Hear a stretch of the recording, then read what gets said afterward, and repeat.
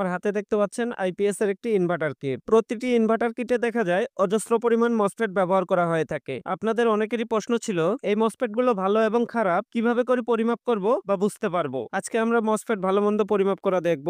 সেক্ষেত্রে আমাদের প্রথমে লাগবে একটি মাল্টিমিটার। মাল্টিমিটারটি আমরা ডায়োড মোডে সিলেক্ট করে নিব। আমি একটি 3205 মসফেট নিয়ে নিলাম। এখানে তিনটি লেগ, একটি গেট, একটি ড্রেন এবং একটি সোর্স। আমরা আইপিএস এ যে মসফেট গুলো ব্যবহার করি এগুলো সব এন চ্যানেল মসফেট। এই যে মাঝখানের লেগটা দেখতে পাচ্ছেন এটার নাম হলো ড্রেন। এই লেগটি সরাসরি এই হিটসিঙ্কটির সাথে সংযোগ করা থাকে। আমি আপনাদেরকে একটু বাজার মোডে ম্যাপে দেখাই, তাহলে বিষয়টা আরো ক্লিয়ার হয়ে যাবেন। আমি মিটারটি বাজার মোডে সিলেক্ট করে নিলাম। এরপরে আমি যদি হিটসিনে একটি প্রোব ধরি, মসফেটের মাঝখানের লেগটিতে আরেকটি প্রোব ধরি, দেখতে পাচ্ছেন মিটারে কিন্তু বাজার মোড শো করতেছে। এখানে কিন্তু ইন্ডিকেটরটা জ্বলতেছে। আপনারা আবারও দেখেন ইন্ডিকেটরটি জ্বলতেছে, অর্থাৎ আমাদের মাঝখানের লেগটির সাথে হিটসিনটি শর্ট করা আছে। এবার আবারও আমরা মিটারটি ডায়োড মোডে সিলেক্ট করে নিব।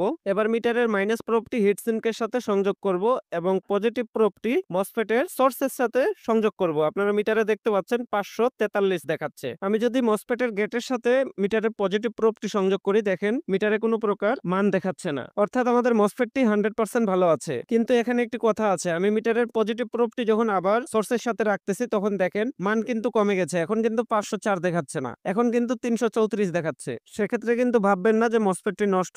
আপনাকে একটি টেস্টার দিয়ে মসফেটের গেট এবং ড্রেন একসাথে শর্ট করে দিতে হবে। শর্ট করে দেওয়ার পরে ঠিক আগের মতো করে আবার মাপবেন, দেখবেন আপনার মসফেটের ভ্যালু ঠিক হয়ে গেছে। এবার আমি একটি নষ্ট 3205 মসফেট নিয়ে নিলাম। ঠিক আগের মতো করেই আবার আমরা মসফেটটি মাপবো। দেখেন আমার ভ্যালু দেখাচ্ছে কত, 0.40, অর্থাৎ মসফেটের ভ্যালু কিন্তু ঠিক নেই। এবং আমি যদি গেটে ধরি সেখানেও কিন্তু আমার একটি মান শো করতেছে, অর্থাৎ গেটেও মান শো করতেছে এবং সোর্সেও আমার মান শো করতেছে। তার মানে আমার মসফেটটি নষ্ট।